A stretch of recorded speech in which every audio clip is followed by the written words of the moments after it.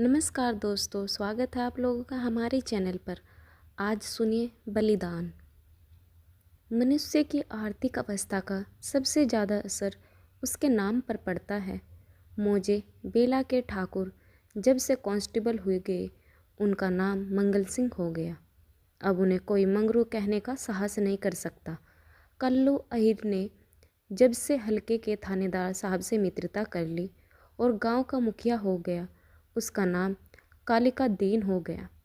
अब उसे कोई कल्लू कहे तो आंखें लाल पीली करता है।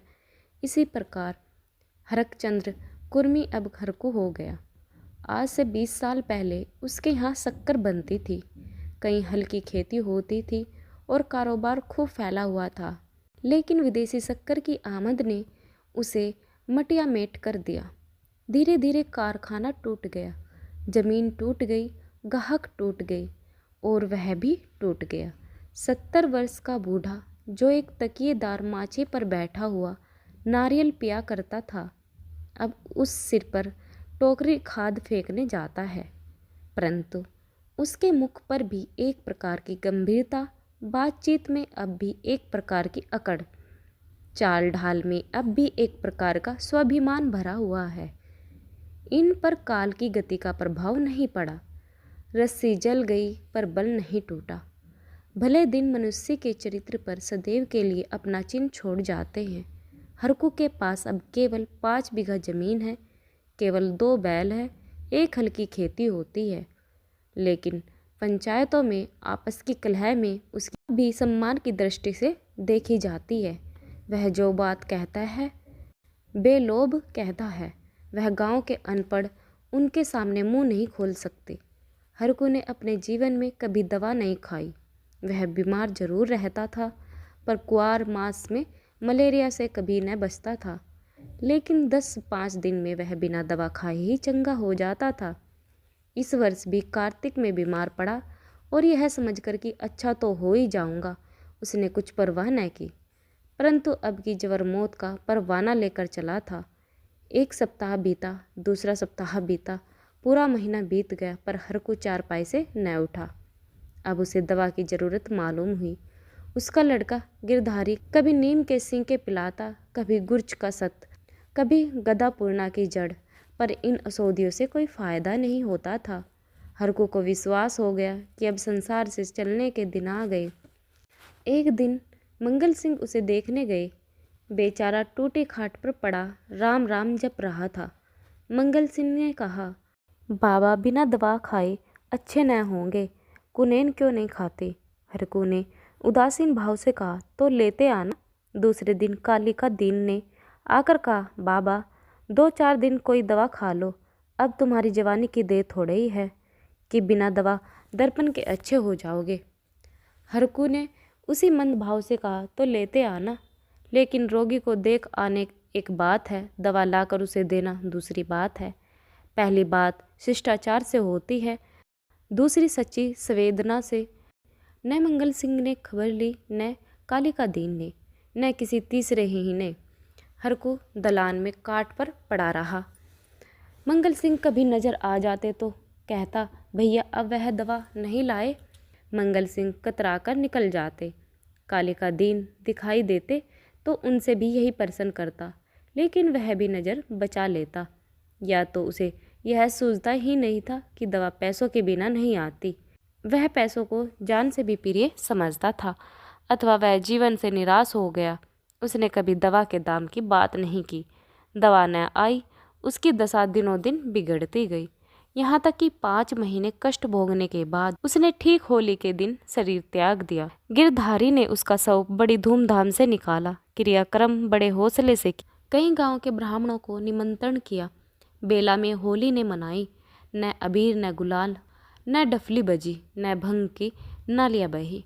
कुछ लोग मन में हरकू को कोसते जरूर थे कि बुढ़े को आज ही मरना था, 2-4 दिन बाद मरता, लेकिन इतना निर्लज कोई नहीं था कि शोक में आनंद मनाता। वह शहर नहीं जहाँ कोई किसी के काम में शरीक नहीं होता, जहाँ पड़ोसी के रोने पीटने की आवाज़ हमारे कानों तक नहीं पहुँचती। हरकू के खेत गांव वालों की नज़र पर चढ़े हुए थे। 5 बीघा जमीन कुएं के निकट खाद पास से लदी हुई मेड़ बांध से ठीक थी। उनमें 3-3 फसलें पैदा होती थी। हरकू के मरते ही उन पर चारों ओर से दाव होने लगे। गिरधारी तो क्रियाक्रम में फंसा हुआ था। उधर गांव के मनचले किसान का लगान पेशगी देने को तैयार थे। कोई साल भर का लगान पेशगी देने को तैयार था तो कोई नजराने रकम का दस्तावेज लिखवाने को तुला हुआ था। लेकिन ओंकार नाथ सबको टालते रहते थे। उनका विचार था कि गिरधारी का हक सबसे ज़्यादा है। वह अगर दूसरे से कम भी नजराना दे तो खेत उसी को देने चाहिए। अरस्तु जब गिरधारी क्रियाक्रम से निर्वृत्त हो गया और चैत का महीना भी समाप्त होने आया, तब जमींदार साहिब ने गिरधारी को बुलाया और उससे पूछा, खेतों के बारे में क्या कहते हो? गिरधारी ने रोकर कहा, उन्हीं खेतों का ही आसरा है, जोतूंगा नहीं तो क्या करूँगा? ओंकारनाथ, नहीं, जरूर जोतो, खेत तुम्हारे हैं, मैं तुमसे छोड़ने को नहीं कहता हूँ। हरकू ने उन्हें 20 साल तक जोता, उन पर तुम्हारा हक है। लेकिन तुम देखते हो अब ज़मीन की दर कितनी बढ़ गई है। तुम 8 रुपये बीघे पर जोतते थे, मुझे 10 रुपये मिल रहे हैं और नजराने के रूप से 100 अलग। तुम्हारे साथ रियायत करके लगान वही रखता हूँ, पर नजराने के रूप में रुपये तुम्हें देने पड़ेंगे। गिरधारी, सरकार, मेरे घर में तो इस समय रोटियों का भी ठिकाना नहीं है, इतने रुपये कहाँ से लाऊं? जो कुछ जमा थमा था दादा के काम में उठ गया। अनाज खलिहान में है, लेकिन दादा के बीमार हो जाने से उपज भी अच्छी नहीं हुई, रुपये कहाँ से लाऊं? ओंकारनाथ, यह सच है, लेकिन मैं इससे ज़्यादा रियायत नहीं कर सकता। गिरधारी, नहीं सरकार, ऐसा न कहिए, नहीं तो हम बिना मार मर जाएंगे। आप बड़े होकर कहते हैं तो बेल बधिया बेचकर 50 रुपये कर सकता हूँ, इससे बेसी की हिम्मत नहीं पड़ती। ओंकारनाथ चिढ़कर बोले, तुम समझते होंगे कि हम ये रुपये लेकर अपने घर में रख लेते हैं और चैन की बंसी बजाते हैं, लेकिन तुम्हारे ऊपर जो कुछ गुजरती है हम ही जानते हैं। कहीं यह चंदा, कहीं वही इनाम, इनके मारे कचूमर निकल जाता है। बड़े दिन में सैकड़ों रुपये डालियों में उड़ जाते हैं। जिसे डाली न दो वही मुंह फुलाता है। जिन चीज़ों के लिए लड़के तरस कर रह जाते हैं उन्हें बाहर से मंगाकर डालियों में सजाता हूँ, पर कभी कानून गो आ गए, कभी तहसीलदार, कभी डिप्टी साहब का लश्कर आ गया, सब मेरे मेहमान होते हैं। अगर न करूँ तो नक्कू बनूँ, सबकी आंखों में कांटा सावे, बस सबकी आंखों में कांटा बन जाओ।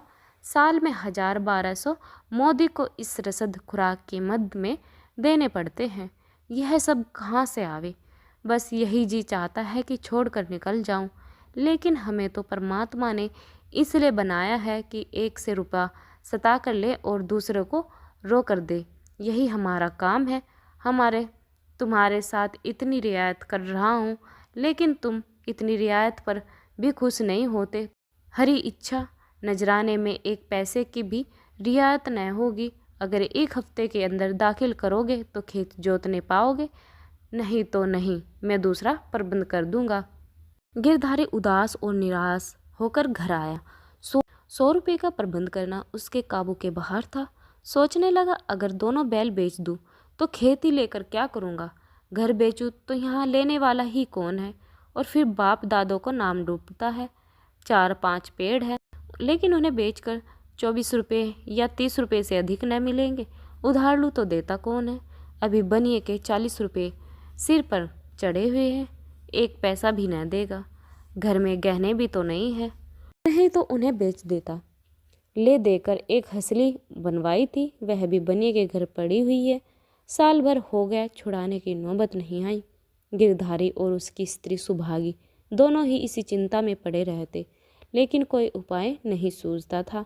गिरधारी को खाना पीना अच्छा न लगता, रात को नींद नहीं आती। खेतों के निकलने का ध्यान आते ही उसके हृदय में हुक्कू सी उठने लगती। हाय, वह भूमि जिसे हमने वर्षों जोता, जिसे खाद से पाटा, जिसमें मेड़े रखी, जिसकी मेड़े बनाई, उसका मजा अब दूसरा उठाएगा। ये खेत गिरधारी की जीवन के अंश हो गए थे। उनकी एक एक अंगुल भूमि उसके रक्त से रंगी हुई थी। उनका एक एक परमाणु उसके पसीने से तर हो गया था। उनके नाम उसकी जिह्वा पर उसी तरह आते थे जिस तरह अपने बच्चों के 24 का था, कोई 22 का था, कोई नाले वाला, कोई तलिया वाला। इन नामों के स्मरण होते ही खेतों का चित्र उसकी आंखों के सामने खिंच जाता था। वह इन खेतों की चर्चा इस तरह करता मानो वे सजीव है, मानो उसके भले बुरे की साथी है। उसके जीवन की सारी आशाएं हैं, सारी इच्छाएं, सारे मनसूबे, सारी मन की मिठाइयाँ, सारे हवाई किले इन्हीं खेतों पर अवलंबित थे। इसके बिना वह जीवन की कल्पना नहीं कर सकता था। मैं ही अब हाथ से निकल जाते। वह घबराकर घर से निकल जाता और घंटों उन्हीं खेतों की मेड़ों पर बैठा हुआ रोता, मानो उससे विदा हो रहा हो। इस तरह एक सप्ताह बीत गया और गिरधारी रुपए का कोई बंदोबस्त न कर सका। 8वें दिन उसे मालूम हुआ कि कालिका दीन ने 100 रुपये नजराने देकर 10 रुपये बीघे पर खेत ले लिए। गिरधारी ने एक ठंडी सांस ली। एक क्षण बाद वह दादा का नाम लेकर बिलक बिलक कर रोने लगा। उस दिन घर में चूल्हा नहीं जला। ऐसा मालूम होता था मानो हर को आज ही मरा। लेकिन सुभागी यूँ चुपचाप बैठने वाली स्त्री नहीं थी। वह क्रोध से भरी हुई कालिका दीन के घर गई। उसकी स्त्री को खूब लतेड़ा। कल का बानी आज का सेठ खेत जोतने चले हैं, देखे कौन मेरे खेत में हल ले जाता है, अपना और उसका लहू एक कर दूंगी। पड़ोसियों ने उसका पक्ष लिया। अब तो है आपस में यह चढ़ा उतरी नहीं करना चाहिए। नारायण ने धन दिया तो क्या गरीबों को कुचलते फिरोगे। सुभागी ने समझा मैंने मैदान मार लिया। उसका चिंतन शांत हो गया। किंतु वही वायु जो पानी में लहरें पैदा करती है, वृक्षों को जड़ से उखाड़ डालती है। सुभागी तो पड़ोसियों की पंचायत में अपने दुखड़े रोती और कालिका दीन की स्त्री से छेड़ लड़ती। इधर गिरधारी अपने द्वार पर बैठा हुआ सोचता, अब मेरा क्या हाल होगा, अब यह जीवन कैसे कटेगा, ये लड़के किसके द्वार पर जाएंगे। मजदूरी का विचार करते उसका हृदय व्याकुल हो जाता। इतने दिनों तक स्वाधीनता और सम्मान का सुख भोगने के बाद अधम चाकरी की शरण लेने के बदले वह मर जाना अच्छा समझता था। वह अब तक गृहस्थ था। उसकी गणना गांव के भले आदमियों में थी। उसे गांव के मामले में बोलने का अधिकार था। उसके घर में धन था। उसके घर में धन न था पर मान था।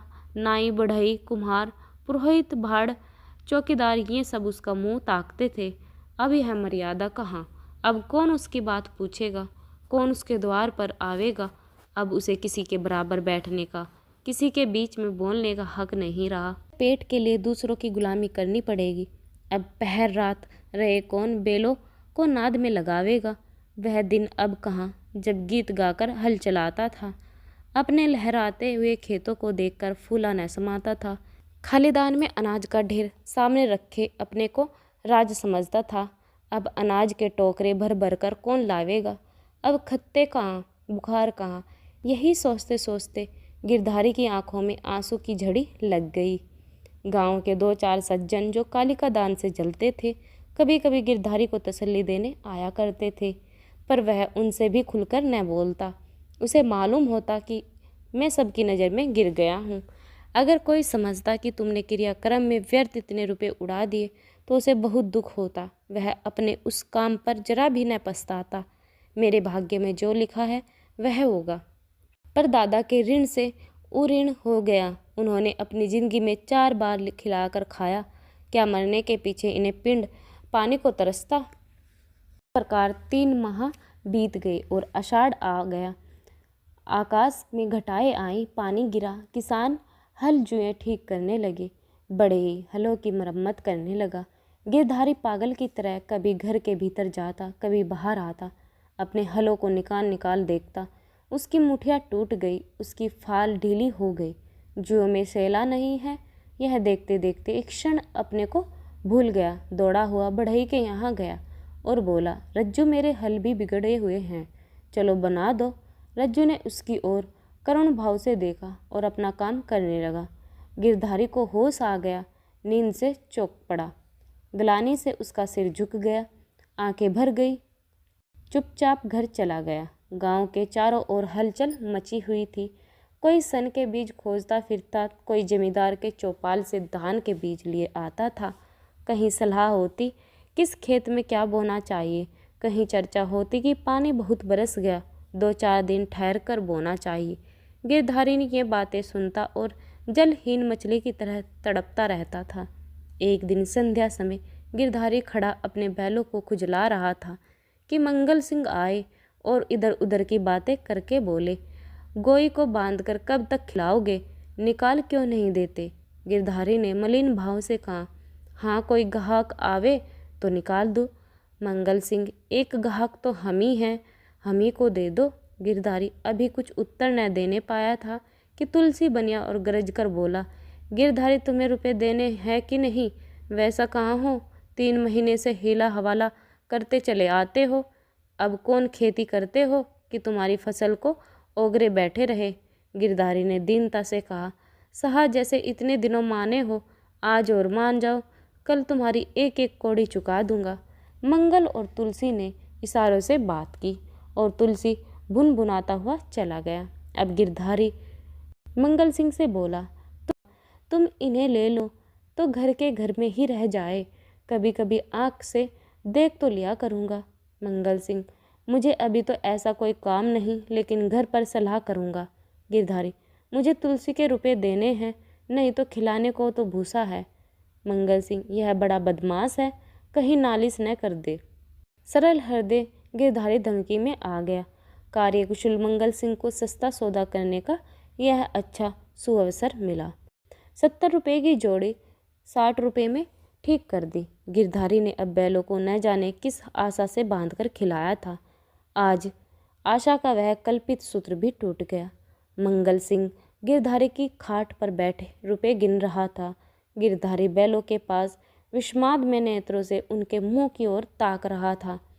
यह मेरे खेतों के कमाने वाले, मेरे जीवन के आधार, मेरे अन्नदाता, मेरी मान मर्यादा की रक्षा करने वाले, जिनके लिए पहर रात उठकर छाटी काटता था, जिनके खलिदान की चिंता अपने खाने से ज़्यादा रहती थी, जिनके लिए सारा घर दिन भी हरियाली उखाड़ करता था, ये मेरी आशा की 2 आँखें, मेरे इरादे के 2 तारे, मेरे अच्छे दिनों के 2 चिन्ह, मेरे 2 हाथ अब मुझसे विदा हो रहे हैं। जब मंगल सिंह ने रुपए गिनकर रख दिए और बैलों को ले चले, तब गिरधारी उनके कंधों पर सिर रखकर खूब फूट फूट कर रोया, जैसे कन्या मायके से विदा होते समय माँ बाप के पैरों को नहीं छोड़ती। उसी तरह गिरधारी इन बैलों को न छोड़ता था। सुभागी भी दालान में खड़ी रो रही थी और छोटा लड़का मंगल सिंह को एक बांस की छड़ी से मार रहा था। रात को गिरधारी ने कुछ नहीं खाया, चारपाई पर पड़ा रहा। प्रातःकाल सुभागी चिलम भरकर गई तो वह चारपाई पर नहीं था। उसने समझा कहीं गए होंगे, लेकिन जब 2-3 घड़ी दिन चढ़ा आया तो वह न लौटा, तो उसने रोना धोना शुरू किया। गांव के लोग जमा हो गए, चारों ओर खोज होने लगी, पर गिरधारी का पता नहीं चला। संध्या हो गई, अंधेरा छा रहा था। सुहागी ने दिया जलाकर गिरधारी के सिरहाने रख दिया और बैठी द्वार की ओर ताक रही थी कि सहसा उसे पैरों की आहट मालूम हुई। सुभागी का हृदय धड़क उठा। वह दौड़कर बाहर आई और इधर उधर ताकने लगी। उसने देखा कि गिरधारी बैलों की नाद के पास सिर झुकाए खड़ा है। सुभागी बोल उठी, घर जाओ, वहाँ खड़े क्या कर रहे हो, आज सारे दिन कहाँ रहे। यह कहते हुए वह गिरधारी की ओर चली। गिरधारी ने कुछ उत्तर नहीं दिया। वह पीछे हटने लगा और थोड़ी दूर जाकर गायब हो गया। सुभागी चिल्लाई और मूर्छित होकर गिर गई। दूसरे दिन कालिका दिन हल लेकर अपने खेत पर पहुँचे। अभी कुछ अंधेरा था। बैलों को हल में लगा रहे थे कि यकायक उन्होंने देखा कि गिरधारी खेत की मेड़ पर खड़ा है। वह मिजई, वही पगड़ी, वही सोंटा। कालिका दान ने कहा, अरे गिरधारी, मर्दे आदमी, तुम यहाँ खड़े हो। बेचारी सुभागी हैरान हो रही है, कहाँ से आ रहे हो। यह कहते हुए बैलों को छोड़कर गिरधारी की ओर चले। गिरधारी पीछे हटने लगा और पीछे वाले कुएं में कूद पड़ा। कालिका दीन ने चीख मारी और हल बेल छोड़कर भागा।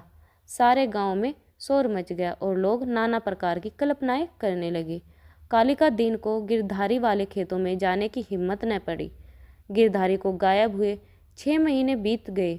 उसका बड़ा लड़का अब एक ईंट के भट्टे पर काम करता है और 20 रुपये महीने घर आता है। अब वह कमीज और अंग्रेजी जूता पहनता है। घर में दोनों जुन तरकारी पकती है और जौ के बदले गेहूं खाया जाता है, लेकिन गांव में उसका कुछ भी आदर नहीं। यह अब मजदूर है। सुभागी अब प्राय गांव में आए हुए कुत्ते की भांति दुबकती फिरती है।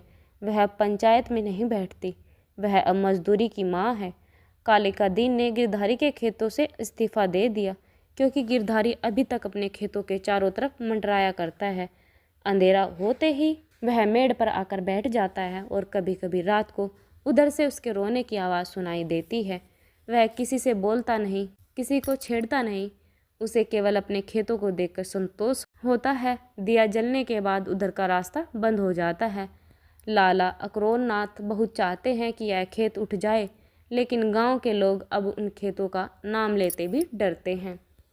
दोस्तों, हमारी ये कहानी बलिदान आप लोगों को कैसी लगी कमेंट सेक्शन में ज़रूर बताना। अच्छी लगे तो लाइक शेयर ज़रूर करें। चैनल पर नए हैं तो चैनल को सब्सक्राइब करना ना भूलें, साथ में बेल आइकन ज़रूर दबाएं।